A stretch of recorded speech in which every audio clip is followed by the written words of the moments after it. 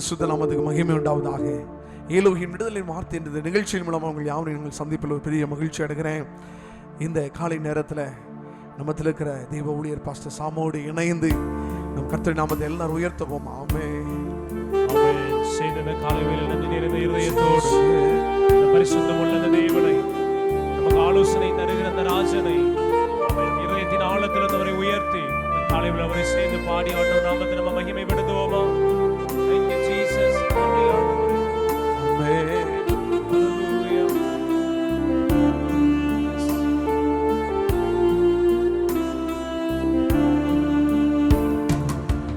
முன்னே எனக்கு நிறைவான மகிழ்ச்சி உண்டு,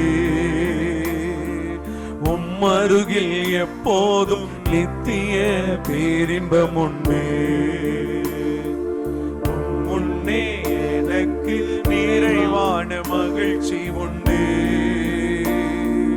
உம்மருகில் எப்போதும் நித்திய பேரின்பம் உண்டு.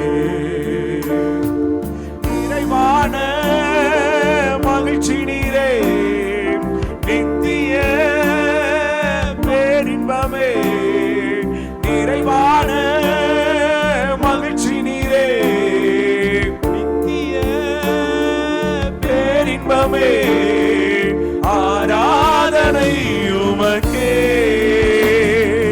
நாளெல்லாம் ஆராதனை. எல்லாம் சேர்ந்து சொல்லுவோமா? ஆராதனை உமக்கே, நாளெல்லாம் ஆராதனை.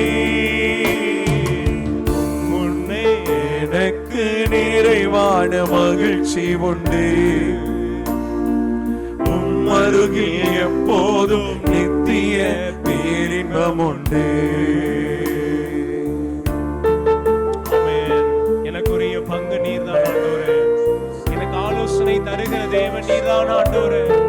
நீரே என் ஞானமும் நீதியும் மீட்புமாய் இருக்கிறீர் ஆண்டவரே. என்னை நல்வழிப்படுத்துகிற நல்ல ஆலோசனை கர்த்தராய் நீர் இருக்கிறீர் என்று சொல்லி அவர் இந்த காலை வேளையில் உயர்த்தி பார்ப்போமா? நன்றி ஆண்டவரே. Yes Jesus. ஆமென்.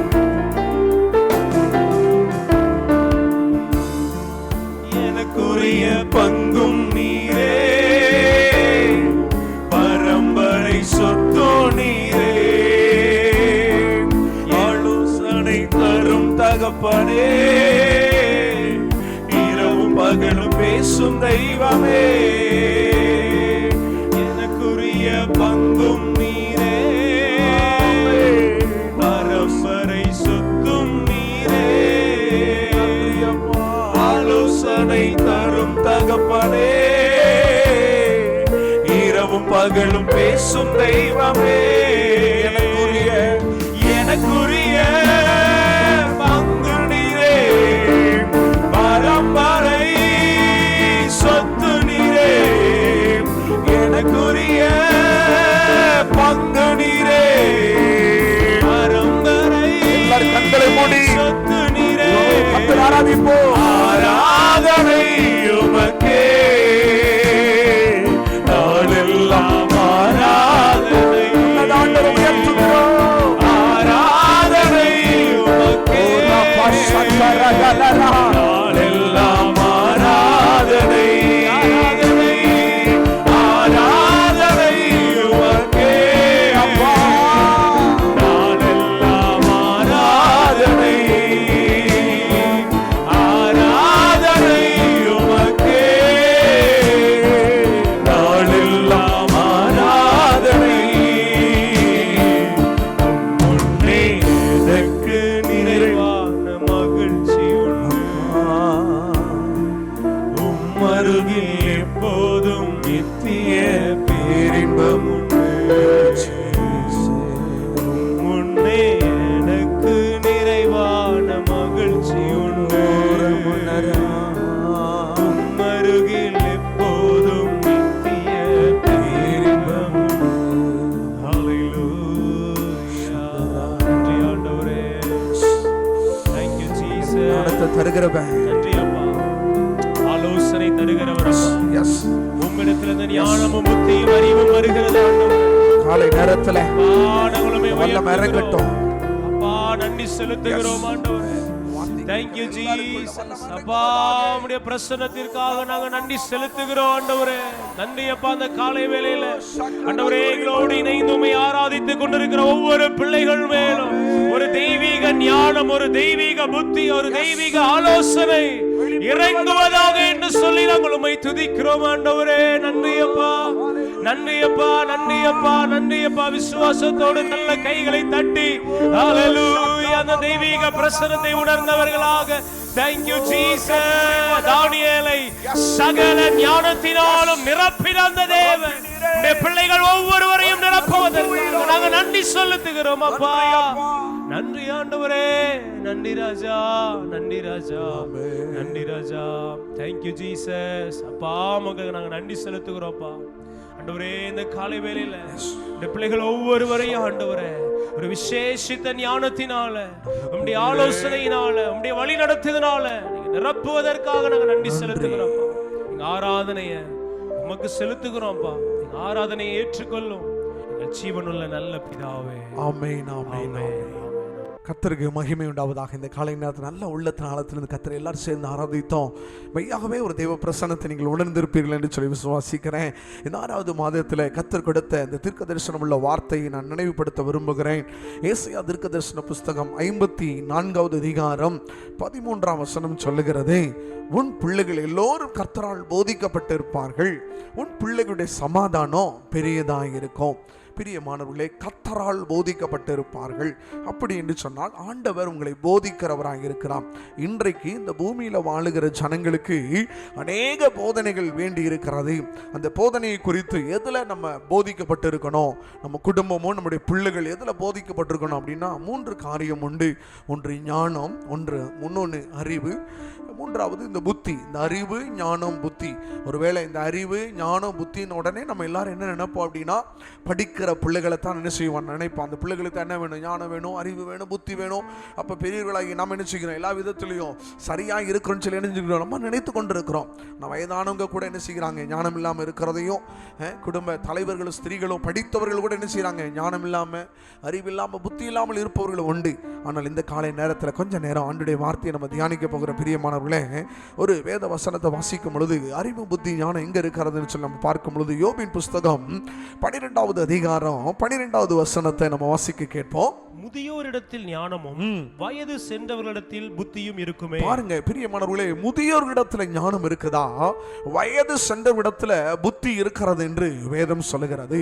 முதியோர்களிடத்தில் அநேக அனுபவங்கள் இருக்கும், அநேக வாழ்க்கை பாடங்களை அவர் கற்றிருப்பார்கள். ஒரு மனிதனுடைய வாழ்க்கையில காணப்படுகிற வெற்றி அவங்க பார்த்திருப்பாங்க, தோல்வியை பார்த்திருப்பாங்க. ஒரு மனிதனுடைய வாழ்க்கையில நன்மையான தீமையான காரியங்கள் எல்லாம் அவர்கள் பார்த்திருப்பார்கள். முதியோர்களிடத்துல அநேகருடைய வாழ்க்கையை அவர்கள் பார்த்திருப்பாங்க. அதனால தான் முதியோர்கள் எப்படி இருப்பாங்கன்னா கொஞ்சம் ஞானமாக இருப்பாங்க, கொஞ்சம் நிதானமாக இருப்பார்கள், கொஞ்சம் தெளிவாக இருப்பாங்க, பக்குவமாக இருப்பாங்க. அதான் வேதம் சொல்லுகிறது, இந்த ஞானமும் புத்தியும் யார்கிட்ட அதிகமாக இருக்கும் அப்படின்னா முதியோர்களிடத்துலையும் வயதானவரிடத்துல இருக்கிறது. ஆனால் இன்னைக்கு இருக்கிற இளம் தலைமுறைகள் வயதானவர்களையும் முதியோர்கள் என்ன செய்வாங்க? அசட்டை பண்ணுவாங்க. ஒருவேளை அவங்க சொல்றது நமக்கு இன்றைக்கு இருக்கிற ஜெனரேஷன்ல அது கொஞ்சம் வித்தியாசமா தெரியலாம். ஆனால் ஒரு நாள் அவர்கள் சொன்ன காரியங்கள் சில நேரங்களில் அவங்களுக்கு ஒரு வாழ்க்கை பாடமா, ஒரு அனுபவமா என்ன செய்யுங்க? மாறும். பிரியமானவர்களே, வேதம் சொல்லுகிறது ஞானத்தையும் புத்தியும் கர்த்தர் தருகிறவன். யோபின் புஸ்தகத்தில் அவர் இப்படி சொல்லி இருக்கிறார். 28வது அதிகாரம் 28வது வசனத்தை வாசிப்போமா? மனுஷனை நோக்கி இதோ யோபு ஆண்டவருக்கு பயப்படுவதே 28 ஆண்டவருக்கு பயப்படுவதே ஞானம், பொல்லாப்பை விட்டு விலகுவதே புத்தி என்றார் என்று சொன்னான். வேதம் சொல்லுகிறது பொல்லாப்பை விட்டு விலகுவதே புத்தி. அப்போ இன்னைக்கு ஞானம் வேணும் அப்படின்னு சொல்லி நம்ம விரும்புகிறோம் அப்படின்னா வேதம் நமக்கு கற்றுக் கொடுக்கிறது கர்த்தருக்கு பயப்படுதலே ஞானம் என்று வேதம் சொல்லுகிறது. ஒரு மனுஷன் தேவனுக்கு பயப்படாம அவன் வாழ்க்கையில் என்ன கிடையாதுங்க? ஞானம் இல்லை. அதே நீதிமொழிகள் புஸ்தகம் 1ஆம் அதிகாரம் 7ஆம் வசனத்தில் சின்ன பிள்ளைகளுக்கு கூப்பிட்டு கேட்டா கூட சொல்லுவாங்க, கர்த்தருக்கு பயப்படுதலே ஞானத்தின் ஆரம்பம். அப்ப பாருங்க, ஒரு மனுஷன் கடவுளுக்கு பயப்பட ஆரம்பிச்சுட்டான், ஆண்டவருக்கு பிதாவாகிய தேவனுக்கு பயப்பட ஆரம்பிச்சுட்டானவே அவனுடைய வாழ்க்கையில ஞானம் என்ன செய்ய ஆரம்பிச்சிருங்க? பெருக ஆரம்பித்திரும். தேவனுக்கு பயப்படும் பொழுது ஞானம் வெளிப்படும். கர்த்தருக்கு பயப்படுதலே ஞானத்தின் ஆரம்பம். அடுத்து அதே யோபு புஸ்தகம் 28:22 பின்பகுதியை வாசிக்கும் பொழுது பொல்லாப்பை விட்டு விலகுவதே புத்தி என்று வேதம் கற்றுக் கொடுக்கிறது. பொல்லாப்பு, இந்த பூமியில பொல்லாத உலகம், பொல்லாத சிந்தனை, எங்கு பார்த்தாலும் ஒரு மனிதனுக்கு விரதமா, குடும்பத்துக்கு விரதமா, ஜனங்களுக்கு விரதமா எவ்வளவோ பாடுகள் இருக்கிறது, பிரச்சனை இருக்குது. ஆனா இந்த பொல்லாத உலகத்துல ஒரு மனிதன் தனக்கு வர்ற தீமையை விட்டு விலகுறான் பாருங்க, அவனை குறித்து வசனம் சொல்லுகிறது, தீமையை விட்டு விலகுவதே புத்தி. பாவம் தேடி வரும், உலக சிநேகம் தேடி வரும், தவறான வாழ்க்கை நம்மளை தேடி வரும். ஆனால் இந்த தீமையை விட்டு, குடியை விட்டு, விபச்சாரத்தை விட்டு, போதை பழக்கங்களை விட்டு, தீமையான வாழ்க்கையை விட்டு ஒரு மனுஷன் விலகிறான்னா வசனம் சொல்லுகிறது அதுதாங்க புத்தி. எல்லாம் தேடி வரும். இந்த வாலிப நாட்களில் பிரச்சனை வரும், அநேக பாவத்தில் விழ பண்ண முடியாது, அநேக குழப்பங்கள் வரும். ஆனால் வேதம் சொல்லுகிறது ஒரு மனுஷன் என்ன செய்யணுங்க, தீமையை விட்டு விலகிட்டானாவே அவன்கிட்ட என்ன இருக்குதுன்னு அர்த்தம், புத்தி இருக்குது. ஒரு மனிதனிடத்துல புத்தி இல்லைன்னா அவன் என்ன செய்வான், தீமையோடு தான் வாழ்ந்துட்டு இருப்பான், உலகத்தோடு தான், பாவத்தோடு தான் வாழ்ந்துட்டு இருப்பான். அதனுடைய முடிவு என்னது, ரொம்ப வேற மாதிரி என்ன செய்யும், ஐயோ பரிதாபமாக இருக்கும். பிரியமானவர்களே, இன்னைக்கு ஆண்டு நமக்கு எதை கற்றுக் கொடுக்க விரும்புகிறாரா, ஞானத்தை என்ன செய்யணும், சம்பாதிக்கணும். யாக்கோபின் புஸ்தகத்தில் 1:5 நம்ம வாசிக்கும் பொழுது, ஒருவன் ஞானத்தில் குறைவுள்ளவனாய் இருந்தால் ஒருவரை கடிந்து கொள்ளாத ஒரு சம்பூர்ணமாக கொடுக்கிற தேவனிடத்தில் நம்ம கேட்கணும், ஆண்டவரே எனக்கு ஞானத்தை தாங்கப்பா, என் குடும்பத்தை நடத்த எனக்கு ஞானத்தை தாங்க, என் பிள்ளைகளை நடத்துவதற்கு, என் மனைவியை நடத்துவதற்கு எனக்கு ஞானத்தை தாங்க. எனக்கு ஞானம் இல்லை அப்படின்னு என்ன செய்ய முடியாதுங்க. இந்த உலகத்தில் நம்ம சில வெற்றி வாழ்க்கை வாழவே முடியாது. வசனம் சொல்லுகிறது பாருங்க, பிரசங்கின் புஸ்தகத்தில் 2வது அதிகாரம் 26வது வசனத்தை கூட வாசிப்போமே. தேவன் தமது பார்வைக்கு நலமாய் இருக்கிறவனுக்கு ஞானத்தையும், நலமாய் இருக்கிறது காரியத்துல ஞானத்தையும், அறிவையும் இன்பத்தையும் அளிக்கிறார். பாருங்க, ஒரு மனுஷன் ஆண்டவருடைய பார்வைக்கு நலமானதை செய்யும் பொழுது அவனுக்கு என்ன கிடைக்குங்க, தேவனுக்கு பயப்படும் பொழுது ஞானம். ஆண்டவர் மனுஷனுக்கு முன்னாடி சில பேர் நலமானதை செய்வாங்க, மனுஷனை பிரியப்படுத்தும்படியா சில நல்ல காரியங்களை செய்வாங்க, அதெல்லாம் கணக்குல கிடையாது. ஆண்டவருக்கு பிரியமானதை, தேவனுடைய பார்வையில் நலமானதை நீங்கள் செய்யும் பொழுது வேதம் அப்படிதான் சொல்லுகிறது, ஞானமோ அறிவோ இன்பமும் வரும். ஹல்லேலூயா, எத்தனை பேர் ஆமென் சொல்றீங்க? வேதம் அப்படிதான் சொல்லப்பட்டு இருக்கிறது, ஞான அறிவு இன்பம் கடந்து வரும். யாருக்கு பிரியமானது, தேவனுக்கு முன்பாக நலமானதை செய்யணும். நல்லது செய்யறது போல அநேகர் இன்னைக்கு என்ன செய்வாங்க, கெடுதல் செய்வாங்க. நல்லது பேசுறது போல கெடுதலை சொல்லி கொடுத்துருவாங்க. ஆனா வேதம் கற்றுக் கொடுக்கிறது, நீங்கள் செய்கிற காரியம் தேவனுக்கு முன்பாக நலமானதாக இருக்கணும். ஆமென். அப்படி இருக்கும் பொழுது ஞானத்தையும் அறிவை புத்தி கற்றுக் கொடுக்கிறார். பிரியமானவர்களே, ஒரே ஒரு வசனத்தை நம்ம தியானிக்க போகிறோம். நீதிமொழிகள் புஸ்தகம் 30வது அதிகாரத்துக்கு நேராக உங்க வேதாகமத்தை வேகமா திருப்பிக் கொள்ளுங்க. 24ஆம் வசனத்திலிருந்து நம்ம அப்படியே கொஞ்சம் தியானிக்கலாம். ஹல்லேலூயா.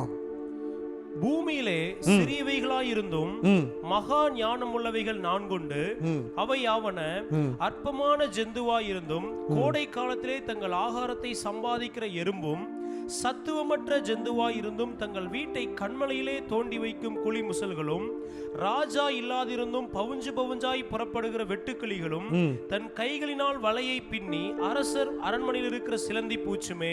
நல்ல கவனிங்க, இங்க 4 விஷயத்தை ஆண்டு சொல்றாரு. இந்த உலகத்தை எல்லாருமே சொல்லுவாங்க, இந்த பூமியில படைக்கப்பட்ட மனுஷர்களுக்கு 6 அறிவு, மிருகங்களுக்கு எத்தனை அறிவு அப்படின்னா 5 அறிவு அப்படின்வாங்க. ஆனா இந்த வேதாகமத்துல தேவனால் படைக்கப்பட்ட அந்த 5 அறிவுள்ள ஜீவ ஜந்துக்கள்லேயே அது ரொம்ப ஞானம் உள்ளதா இருக்கிறது. அந்த ஞானம் உள்ளவைகள் எவை அப்படின்னா, கோடை காலத்திலே சம்பாதித்து வைக்கிற, சேமித்து வைக்கிற எறும்பை நாம் பார்க்கிறோம். ஒருவேளை இன்னைக்கு அநேகர் என்ன செய்வாங்க அப்படின்னா, நான் சம்பாதிக்கிற பணத்தை எப்படி செலவு பண்ணலாம்னு யோசிப்பாங்க, எப்படி சேமிக்கணும்னு யோசிப்பதில்லை. ஆனால் ஆண்டவர் சொல்றாரு, நீ எறும்பிடத்தில் போய் என்ன செய்ய கற்றுக்கொள்.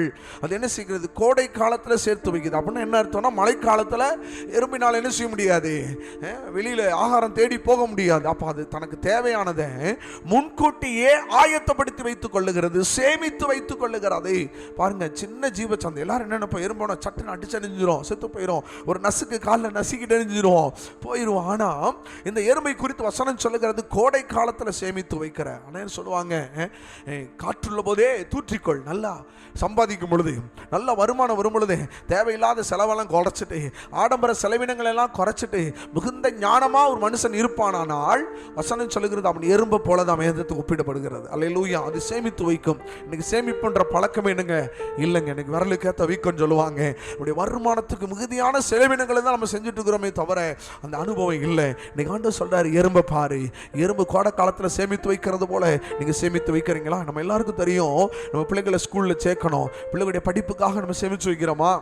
பண்டிகை நாட்கள் வரும், கிறிஸ்மஸ் நாட்கள் வரும், இந்த கிறிஸ்து பிறப்பின் பண்டிகைகளுக்காக ஏதாவது ட்ரெஸ் எடுக்க நமக்கு தேவை வரும். இதெல்லாம் முன்கூட்டியே நமக்கு தெரிந்த தேவைகள் இருக்கிறது.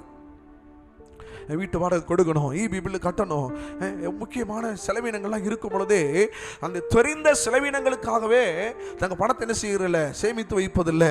அநேகர் என்ன செய்வோம், சம்பளம் வந்த உடனே அது என்ன செஞ்சிருவாங்க, அநேகர் காலி பண்ணிடுவாங்க. அடுத்த 2ஆம் தேதியோ 3ஆம் தேதியோ கடன் கேட்டு நிற்பாங்க. பிரியமானவர்களே, நீ கடன் வாங்கினா கடன் கொடுத்தவனுக்கு நீ என்ன, கடன் கொடுத்தவன் கடன் வாங்கினவனுக்கு என்னது, அடிமை. நம்ம கடன் வாங்கிட்டேன்னு வச்சுக்கோங்க, நமக்கு எவன் கடன் கொடுத்தானோ அவனுக்கு நம்ம யாருங்க, அடிமை. அவனுக்கு அடிமையாக தான் நம்ம வாழ முடியும். நம்ம அப்படிப்பட்ட வாழ்க்கையை வாழக்கூடாதுங்க. ஞானமாக இருக்கணும், எருமிடத்தில் கற்றுக்கொள்ள என்று வேதம் சொல்லுகிறது. 2வது 26வது வசனம் சொல்லுகிறது, சத்துவமற்ற ஜந்துவாய் இருந்தும் வீட்டை எங்க கட்டுதாங்க, கண்மலையில கட்டுகிற அந்த குழிமுசல் பாருங்க. அதுக்கு ஒரு பெரிய பலனே கிடையாது. ஒரு பெரிய சொல்லிக்கிற மாதிரி ஒரு பலன் இல்லை. நீங்கள் மலையில் ஏறுவது என்பது சாதாரண விஷயம் கிடையாது. ஒரு பாறையில் ஒரு குழி தோண்டுவது என்பது ஒரு சாதாரண விஷயம் கிடையாது. பாருங்க, இன்னைக்கு நம்ம எதா இருந்தாலும் ரொம்ப ஈஸியான வழி இன்னைக்கு என்ன செஞ்சுட்டு இருக்கிறோம், நம்ம தேடிட்டு இருக்கிறோம். எதா இருந்தாலும் ஈஸி தான், ஈஸியான வழிகள், ஷார்ட்கட் நிறைய தேடிட்டு இருக்கிறோம். ஆனால் இந்த குழிமுசலை பாருங்க, தன் வீட்டை எங்க கட்டுதாங்க, கண்மலையில் கட்டின வீடு பெருங்காற்று வந்தாலும் மழை வந்தால் என்ன செய்யாதுங்க, இடிந்து போகாது. அதுபோல் நம்முடைய வாழ்க்கையும் ஈஸி வழியான ஷார்ட்கட்டு, குறுக்கு வழியில் போய் சம்பாதிக்கிற நிலச்சி நிற்காதுங்க. ஆனால் அதே நேரத்தில் வசனம் சொல்கிறது, கண்மலையாகி இயேசுவின் மேலே கட்டப்பட்டவங்களாக இருக்கும் பொழுது அந்த வீடு எப்படி ஆசீர்வாதமாக இருக்குதோ அதுபோல் உங்கள் வாழ்க்கை, என்னுடைய வாழ்க்கை எப்படி இருக்குங்க, ஆசீர்வாதமாக இருக்கும். அல்லேலூயா. நம்ம எப்படி இருக்கணும், கண்மலையில் கட்டப்பட்டவங்களை போல இருக்கணுங்க, ஞானமாக இருக்கணும். பார்த்தீங்கன்னா இன்னைக்கு அநேகர் மணல் மேலே கட்டின வீடு, சீக்கிரம் சம்பாதிக்கிற, குறுக்கு வழியில சம்பாதிக்கிற, நல்ல வேகமா உயர்ந்துருவாங்க. எந்த வேகத்துல உயர்ந்தார்களோ அதே வேகத்துல டவுன் ஆயிருவாங்க. ஏன்னா அது குறுக்கு வழியில வந்து ஒரு காற்று அடிச்ச உடனே, ஒரு பிரச்சனை வந்த உடனே எரிஞ்சிடும், அந்த குடும்பமே சதறி போயிடும். ஆனா வசனம் சொல்லுகிறது, நீங்க எப்படிப்பட்டவங்க இருக்கணுமா, கண்மலையில கட்டின வீடு, கொஞ்சம் கொஞ்சமா சேமிச்சு வச்சாலும், கொஞ்சம் கொஞ்சமா நீங்க சம்பாதித்தாலும், கொஞ்சம் கொஞ்சமா இடம் வாங்கி வீடை கட்டினாலும், கொஞ்சம் கொஞ்சமா கஷ்டப்பட்டு உங்களை பிள்ளைகளை படிக்க வைத்தாலும் அதுதாங்க நிலைச்சு நிற்கும். கண்மலையில கட்டப்பட்ட வீடு எப்படி நிலைச்சு நின்னுதோ அது போல இயேசு மேல் கட்டப்பட்டு உண்மையா, நேர்மையா, நீதியா, பக்தியா, பரிசுத்தமா நீங்க சம்பாதிக்கிற பணங்கள், நீங்க நேர்மையாய் போற வழி உங்களுக்கு ஒரு பெரிய ஆசீர்வாதத்தை கொண்டு வரும். 3வது நம்ம பார்க்கும் 27ஆம் வசனம் சொல்கிறது, ராஜா இல்லாமல் பவுஞ்சாய் புறப்படுகிற வெட்டுக்கிளிகள். ராஜா இல்லை, எந்த கைடன்ஸும் இல்லை, எந்த ஆலோசனையும் இல்லை, எந்த ஒரு இன்ஸ்ட்ரக்ஷனும் இல்லை. ஆனா அந்த 5 அறிவுள்ள ஜீவ ஜந்துக்கள் என்ன செய்கிறது, அப்படியே குறுப்பா போகுது. நீங்க சர்ச்சுக்கு போகும் பொழுது கூட பாருங்க, முன்னாடி அம்மா போவாங்க, பின்னாடி புள்ள போகும், கடைசியில் அப்பா வருவார் லாஸ்ட்ல. பாருங்க, இந்த 5 அறிவுள்ள ஜீவ சந்து தான். ஆனா இது என்ன செய்கிறது, வெட்டுக்கிளி அப்படியே கரெக்டா என்ன செய்யுது, ஒரே மாதிரி என்ன செய்யறாங்க. ஒரு குடும்பத்தில் பார்த்தீங்கன்னா முடிவுகள் எடுக்கும் பொழுது அப்பா ஒரு முடிவு, அம்மா ஒரு முடிவு, பிள்ளைகள் ஒரு முடிவு எடுப்பாங்க. பாருங்க, ஒரு யூனிட்டி இருக்காது. யோசித்து பாருங்க, இன்னைக்கு ஒற்றுமை இருக்குதா? ஆனா இந்த வெட்டுக்கிளியை பாருங்க, வேதத்தில் சொல்லப்பட்டிருக்கு, யாருமே அதுக்கு கட்டளையிடலை, யாருடைய கைடன்ஸ் இல்லை. நீங்க அநேக இடத்துல ஆலோசனை ஜனங்கள் கேட்பாங்க, செய்ய மாட்டாங்க. ஆலோசனை சொல்லியே 6 அறிவுள்ள நம்ம, வேதத்தை படித்த நம்ம, ஞானமுள்ள புத்தியுள்ள அறிவுள்ள நம்ம என்ன செஞ்சிடறோம், ஒற்றுமையா இருப்பதில்லை, இணைஞ்சு இருப்பதில்லை, ஏக மனதாய் முடிவு எடுப்பதில்லை, ஒருமனப்பட முடியல. ராஜா இல்லை, எல்லாரும் போவோம் அப்படின்னு நினைச்சுது. அந்த வெட்டுக்களை அப்படியே ஒரே மாதிரி என்ன செய்கிறது, ஒரே பார்க்க ரொம்ப ரம்யமா இருக்கும். இன்னைக்கு நம்ம வாழ்க்கையில அப்படிப்பட்ட அனுபவம் இல்லைன்னா அப்படிப்பட்ட கிருபையை இந்த நிகழ்ச்சி மூலமா கர்த்தர் உங்களுக்கு தரப்போறாரு. கடைசியை நாம் பார்க்கும் பொழுது, தன் கையால் வலையை பின்னி அரமனையில் உள்ள சிலந்தி பூச்சி. ஆனால் அரமனையில் அந்த சிலந்தி பூச்சி உள்ள எப்படி போகுன்னே தெரியாது. ஒருவேளை அந்த அரமனையை சுத்தம் பண்ணினால் அடுத்த நேரத்தை நினைச்சு அந்த சிலந்தி பூச்சி அடுத்த இடத்துல தன்னுடைய கூட கட்ட ஆரம்பிச்சிடும். அநேக நம்முடைய வாழ்க்கையில, நம்ம வாழ்க்கையை கெடுப்பதற்கு, நம்முடைய தொழிலை கெடுப்பதற்கு, நம்முடைய ஆசீர்வாதங்களை கெடுப்பதற்கு அநேக மனுஷன் நினைச்சுவாங்க, தடையை கொண்டு வருவாங்க. பிசினஸை கெடுத்துருவாங்க, நம்ம பேரை கெடுத்துருவாங்க, வேலை ஸ்தலத்தில் நம்மளை குறித்து பொய்யான தகவல்களை உயர் அதிகார இடத்துல சொல்லி நம்முடைய ப்ரமோஷனை தடை பண்ணி இருக்கலாம். ஒருவேளை உங்களுக்கு விரோதமாக துர்ச்செய்தியை கூட பரப்பலாம்.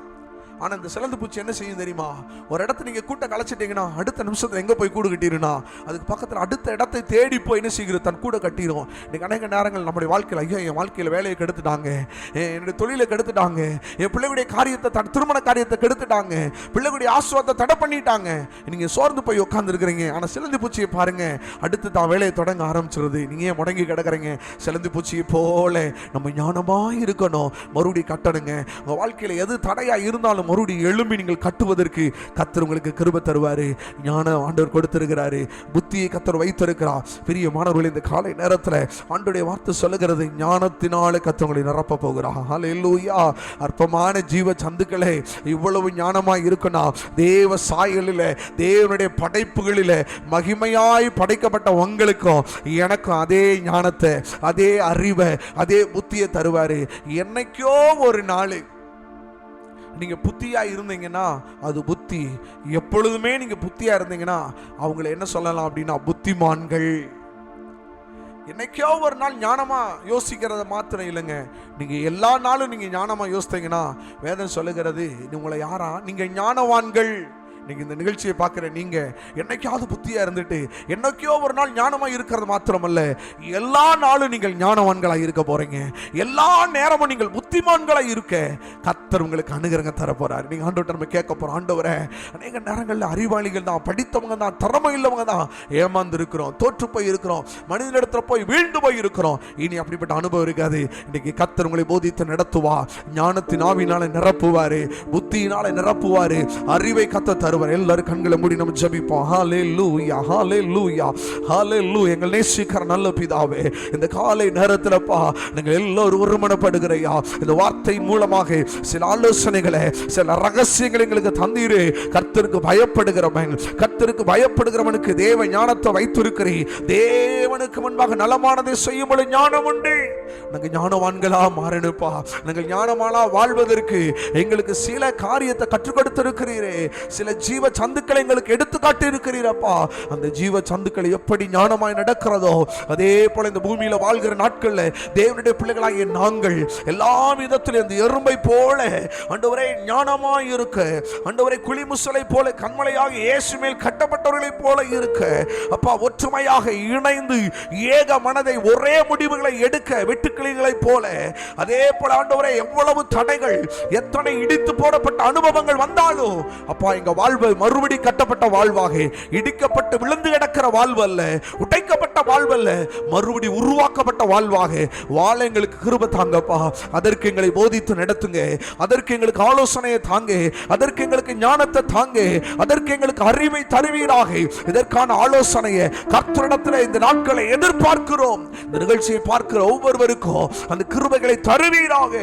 தேவன் அப்படியே தரப்போற கிருபைகளுக்காக நன்றி சொல்லுகிறேன் இயேசுவின் நாமத்தில் பிதாவே. ஆமென், ஆமென். God bless you. கர்த்தர் உங்களை ஆசீர்வதிப்பாராக. ஆமென், ஆமென்.